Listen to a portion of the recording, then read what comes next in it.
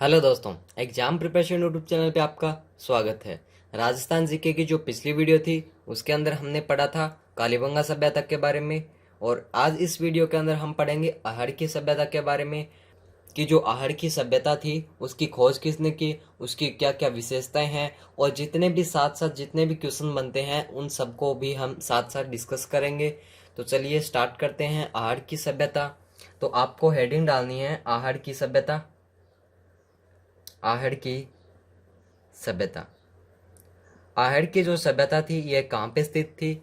तो यह स्थित थी उदयपुर के अंदर। आहड़ की सभ्यता उदयपुर में स्थित है। और इसका नाम आहड़ क्यों पड़ा या फिर किस चीज पे पड़ा? तो इसका नाम आहड़ आहड़ नदी पे पड़ा है। इसका नाम आहड़ नदी पे पड़ा है, नदी पर पड़ा है। और आहड़ नदी पर ही इसका नाम आहड़ क्यों पड़ा है? क्योंकि यह आहड़ नदी के नजदीक है। आहड़ नदी के नजदीक है या फिर आहड़ नदी पर है, इसलिए इसका नाम आहड़ की सभ्यता पड़ा है। तो अब एक प्रश्न बनता है कि आहड़ की सभ्यता किस नदी पे स्थित है? तो आहड़ नदी पर स्थित है। आहड़ की सभ्यता आहड़ नदी पर स्थित है।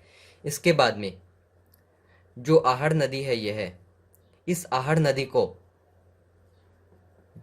बेड़च नदी भी कहा जाता है। बेड़च नदी भी कहा जाता है। आहड़ नदी को बेड़च नदी कहा जाता है। और जो ये आहड़ नदी है यानी कि बेड़च नदी, ये किसकी सहायक नदी है? तो ये है बनास की सहायक नदी। जो बनास नदी है उसकी सहायक नदी है आहड़ नदी। और ये जो बनास नदी है ये किसकी सहायक नदी है? तो ये है चंबल नदी की सहायक नदी। जो चंबल नदी है उसकी सहायक नदी है बनास नदी। यानी कि आहड़ नदी की सहायक नदी है बनास नदी और बनास नदी की सहायक नदी है चंबल नदी। अब इसके बाद में जो ये सभ्यता है आहड़ की सभ्यता, इसको आहड़ की सभ्यता नाम किसने दिया? तो इस सभ्यता को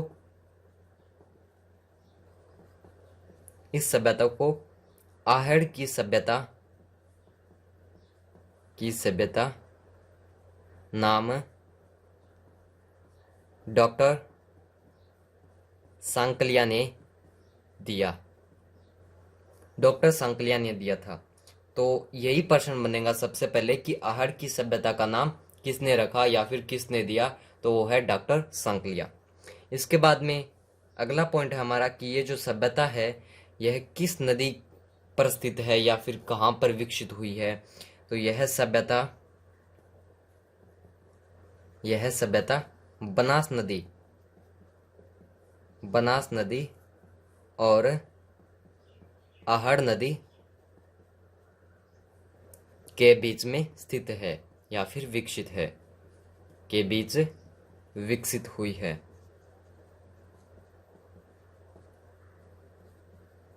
जो आहड़ की सभ्यता है यह बनास नदी और आहड़ नदी के बीच में विकसित हुई है।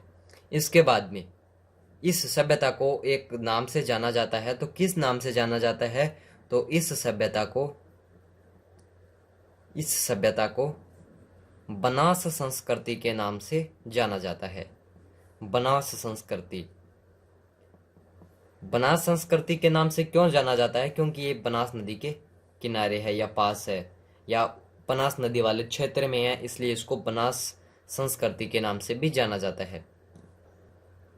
अब हम बात करेंगे आहड़ की सभ्यता के खोजकर्ताओं के बारे में कि आहड़ की सभ्यता की खोज किस किस ने की है। तो इसके खोजकर्ता है, तो इसके जो सर्वप्रथम खोजकर्ता है या फिर जिन्होंने सबसे पहले प्रयास किया है इसको खोजने का, तो इसका जो सर्वप्रथम प्रयास हुआ है वो हुआ है 1953 के अंदर। 1953 में एक व्यक्ति थे अक्षय कीर्ति नाम के एक व्यक्ति थे जिन्होंने 1953 के अंदर आहड़ की जो सभ्यता है उसको खोजने का प्रथम प्रयास किया है। तो आहड़ की सभ्यता को खोजने का प्रथम प्रयास किसने किया है? तो वो है अक्षय कीर्ति। कब किया है? 1953 के अंदर। इसके बाद में 1954 के अंदर 1954 और 55 के अंदर एक व्यक्ति थे सी अग्रवाल। सी अग्रवाल नाम के एक व्यक्ति थे जिन्होंने 1954 से 55 तक आहड़ की जो सभ्यता है इसका खनन कार्य करवाया। तो आहड़ की सभ्यता का खनन कार्य किसने करवाया? तो वो है सी अग्रवाल। कब करवाया? 1954 से 55 तक। इसके बाद में 1961 और 62 में डॉक्टर सांकलिया, जिन्होंने इस सभ्यता को आहड़ सभ्यता नाम दिया, डॉक्टर सांकलिया, और इनके साथ थे एक व्यक्ति, वो थे बी ए मिश्रा।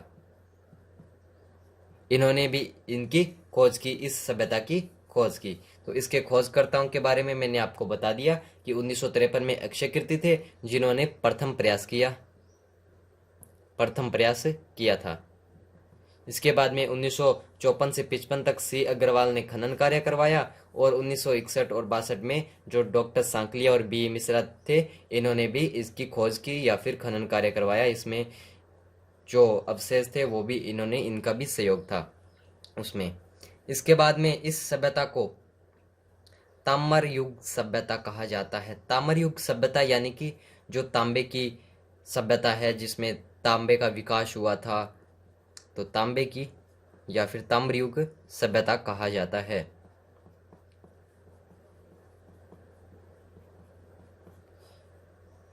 इस सभ्यता को ताम्र युग सभ्यता कहा जाता है। तो ताम्र युग कब से कब तक, यानी किस एज के अंदर? तो वो है 4000 बीसी। ताम्र युग था 4000 बीसी के लगभग। तो 4000 बीसी तक की यह सभ्यता है, यानी कि इसे ताम्र युग की सभ्यता कहा जाता है। यानी कि यह ताम्र युग के टाइम की थी, यानी जब तांबे का निर्माण हुआ या फिर उसकी खोज हुई, तो उस समय यह आहड़ की सभ्यता का विकास हुआ था। तो उस समय टाइम था 4000 बीसी का। तो ताम्र युग की सभ्यता इसको इसी कारण कहा जाता है। और इस सभ्यता के अंदर तांबे की बहुत ही बड़ी बड़ी खाने के अवशेष मिले हैं, इसलिए इसको ताम्र युग की सभ्यता कहा जाता है। और यह जो सभ्यता है, यह सभ्यता सिंधु घाटी सभ्यता से पहले की है। सिंधु घाटी सभ्यता से पहले की है।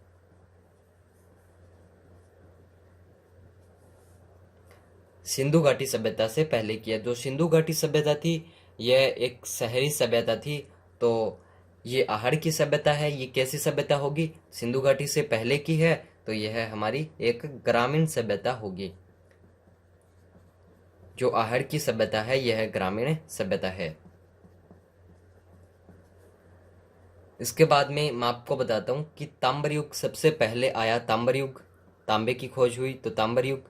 उसके बाद में आया कांस्य युग, क्योंकि उसके बाद में कांस्य जो टिन था उसकी खोज हुई, और उसके बाद में लोहा युग आया। तो सबसे पहले आया ताम्र युग, उसके बाद में कांस्य युग, और उसके बाद में लोहा युग आया। अब हम बात करेंगे आहड़ की सभ्यता की विशेषताओं के बारे में कि इस सभ्यता की क्या क्या विशेषताएं हैं।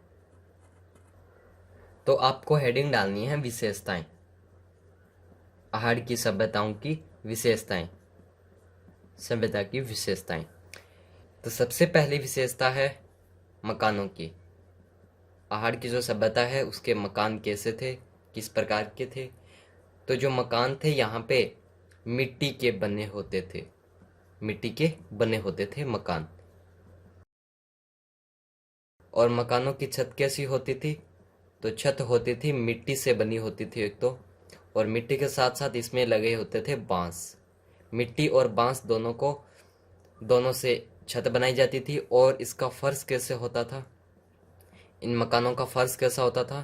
तो फर्श बनाया जाता था एक तो गोबर से और रेत से। रेत और गोबर से इसका मकानों का फर्श होता था। इसके बाद में मकान किस प्रकार के मिले हैं?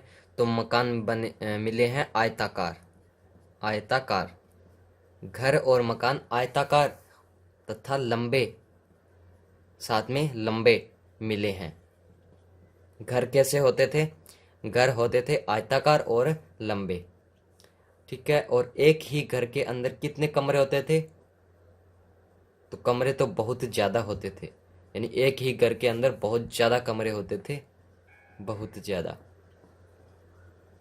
बहुत ज़्यादा क्यों होते थे? क्योंकि एक घर के अंदर चूल्हे मिले हैं छः, छः चूल्हे मिले हैं एक घर के अंदर। तो एक घर के अंदर छः चूल्हे मिले हैं, तो इससे क्या अंदाज़ा लगाया गया कि यहाँ पे संयुक्त परिवार की प्रथा रही होगी, यानी कि यहाँ पे संयुक्त परिवार रहता था। एक ही परिवार के अंदर सभी व्यक्ति मिलजुल कर रहते थे, लगभग 15, 20, 25 व्यक्ति साथ रहते थे। तो मकानों की संख्या बहुत ज़्यादा होती थी, यानी कि व्यक्तियों के हिसाब से ही मकानों की संख्या होती थी, क्योंकि संयुक्त परिवार रहते थे और एक ही घर के अंदर 6 चूल्हे मिले हैं। इसके बाद में अगला पॉइंट है, इसकी अगली विशेषता है कि यहाँ पे जो लोग थे वो ताम्र धातु कर्मी थे। ताम्र धातु कर्मी थे। यहाँ के जो लोग थे वो ताम्र धातु कर्मी थे। ताम्र धातु कर्मी क्यों थे? क्योंकि जो आहड़ की सभ्यता है यहाँ पे तांबे की खाने मिली है। तांबे की बहुत ही ज़्यादा मात्रा में या अत्यधिक खाने मिली है। तो अत्यधिक खाने मिली है तो, और यहाँ पे क्या होता था, तांबे से क्या बनाया जाता था? क्योंकि यहाँ पे तांबे का भंडारण बहुत ज़्यादा था, खाने बहुत थी, तो इस तांबे से उपकरण बने हुए मिले हैं। तो उपकरणों में से कौन कौन मिले हैं? तो उपकरणों में मिले हैं एक तो कुल्हाड़ी, और इसके साथ मिला है चाकू, और इसके साथ मिली है चूड़ियाँ। तांबे से बनी हुई चूड़ियाँ, चाकू और कुल्हाड़ी, ये 3 उपकरण तांबे से बने हुए यहाँ पे मिले हैं। क्योंकि जो कुल्हाड़ी और चाकू और चूड़ियाँ हैं ये इन लोगों के द्वारा बनाई जाती थी, इसलिए इन लोगों को ताम्र धातु कर्मी लोग कहा जाता था। और यहाँ पे तांबे को गलाने के भी साक्ष्य मिले हैं। तांबे को गलाने के साक्ष्य भी मिले हैं, यानी कि तांबे को बना कर उसको नया आकार देना और नए नए उपकरण बनाना, और इसके भी साक्ष्य मिले हैं। इसके बाद में इसकी अगली विशेषता है सी, वो है कि यहाँ पर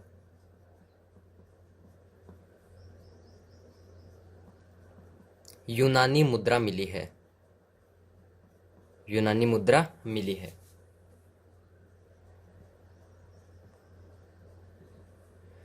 तो यहाँ पे यूनानी मुद्रा मिली है, और इस मुद्रा की क्या विशेषता है, यहाँ पे इस मुद्रा पर क्या होता था? तो इसके एक तरफ, यानी ये जो मुद्रा थी इसके एक तरफ तो था त्रिशूल, और दूसरी तरफ था अपोलो देवता।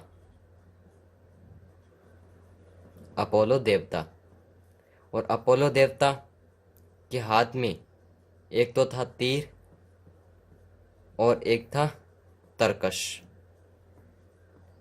ये जो यूनानी मुद्रा थी इसके एक तरफ तो त्रिशूल था और दूसरी तरफ अपोलो देवता हाथ में तीर और तरकश लिए हुए खड़े हैं, यानी ये जो चित्र थे वो इस मुद्रा पे पाए गए हैं या मिले हैं। इसके बाद में अगली विशेषता है कि यहाँ पे जो डॉक्टर गोपीनाथ थे, डॉक्टर गोपीनाथ शर्मा, इनके अनुसार ये जो आहड़ की सभ्यता के लोग थे इनको कृषि का ज्ञान था। इनको कृषि का ज्ञान था। तो कृषि का ज्ञान था तो किन किन फसलों का ज्ञान था? तो इनको ज्ञान था एक तो गेहूं का, एक ज्वार का और एक चावल का। प्रश्न भी यही बनता है कि आहड़ की सभ्यता के लोग किन किन फसलों से परिचित थे? तो वो है गेहूं, ज्वार और चावल। ये प्रश्न बना है और ये एग्जाम के अंदर भी आया हुआ है। जब हम इस सभ्यता के बाद में क्वेश्चंस की प्रैक्टिस करेंगे तो उस प्रैक्टिस वीडियो के अंदर हम सभी इस तरह के सभी जो क्वेश्चंस हैं उनकी प्रैक्टिस करेंगे जो कि पिछली परीक्षाओं के अंदर पूछे गए हैं। तो इसके बाद में इसकी अगली विशेषता है कि यहाँ पर काले और लाल मृद भांड मिले हैं। काले और लाल मृद भांड मिले हैं। तो मृद भांड मिले हैं तो कैसे मिले हैं? तो इन मृद भांडों पे चित्रकारी होती थी, चित्रकारी भी की जाती थी इन मृद भांडों पे। तो इससे क्या अंदाज़ा लगाया गया कि मृद भांडों पे चित्रकारी मिली हुई पाई गई है, तो इससे अंदाज़ा लगाया गया कि यहाँ के जो लोग थे वो रंगाई और छपाई दोनों से परिचित थे, दोनों से परिचित थे। यानी कि इस सभ्यता में, आहड़ की जो सभ्यता है, इसके अंदर रंगाई और छपाई के जो कार्य है वो शुरू हो चुके थे। रंगाई और छपाई होनी शुरुआत हो चुकी थी इनकी, इस सभ्यता के अंदर ऐसे साक्ष्य मिले हुए हैं। इसके बाद में इसकी अगली विशेषता है कि यहाँ पर ये लोग कृषि से परिचित थे। तो यहाँ पर अनाज को रखने के लिए बड़े बड़े बर्तन मिले हैं। बड़े बर्तन क्यों मिले हैं? क्योंकि एक ही परिवार के अंदर बहुत ही ज़्यादा सदस्य रहते थे, तो इसलिए अनाज को रखने के लिए बड़े बड़े बर्तन मिले हैं। और इन जो बड़े बड़े बर्तन मिले हैं, इन बर्तनों को क्या कहा जाता है? इनको कहा जाता है कोठे। कोठे कहा जाता है। किनको कहा जाता है कोठे? जो अनाज को रखने के लिए बड़े बर्तन मिले हैं उनको कोठे कहा जाता है। इसके बाद में यहाँ पे और क्या मिला है? तो यहाँ पर एक वृषभ की एक मूर्ति मिली है। वृषभ की एक मूर्ति मिली है, जिसे बनासियन बुल के नाम दिया गया है। बुल का नाम दिया गया है। आहड़ की सभ्यता के अंदर एक वृषभ की एक मूर्ति मिली है और इस मूर्ति को बनासियन बुल का नाम दिया गया है। इसके बाद में एक इस आहड़ की जो सभ्यता है, ये सभ्यता ऐसा माना जाता है कि यह सभ्यता 8 बार नष्ट हो चुकी है। 8 बार नष्ट हो चुकी है और 8 बार नष्ट होने के साक्ष्य भी मिले हैं। आहड़ की सभ्यता 8 बार नष्ट हो चुकी है और 8 बार नष्ट होने के बाद में फिर दोबारा से विकसित हुई है।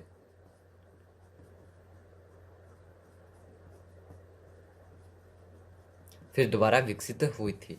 यानी कि आहड़ की जो सभ्यता है अब से पहले 8 बार नष्ट हो गई और 8 बार नष्ट होने के बाद में फिर दोबारा विकसित हुई है। इसके बाद में इनकी प्रिय वस्तु क्या थी? इनके प्रिय आभूषण थे। इनके प्रिय आभूषण कैसे थे? कैसे अंदाजा लगाया गया कि इनके प्रिय आभूषण थे? तो जब व्यक्ति की मृत्यु हो जाती थी तो उसके शव के साथ में, उसका जो शरीर था मरा हुआ, तो उस शव के साथ में आभूषणों को रखा जाता था। आभूषणों को रखा जाता था। इससे यही अंदाजा लगाया गया कि जो व्यक्ति के प्रिय थे वो आभूषण थे।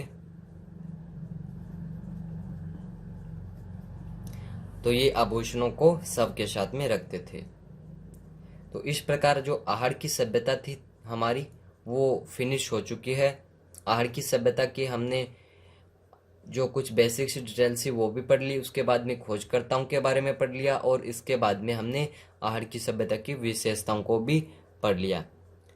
और इस सभ्यता से, आहड़ की सभ्यता से और कालीबंगा की सभ्यता से जितने भी क्वेश्चंस बनते हैं वो हम अगली वीडियो के अंदर डिस्कस करेंगे। और अगली वीडियो के अंदर हम शुरू करेंगे बेराट की सभ्यता। ठीक इसी प्रकार हम बेराट की सभ्यता को पढ़ेंगे। तो अगली वीडियो देखना ना भूलिएगा।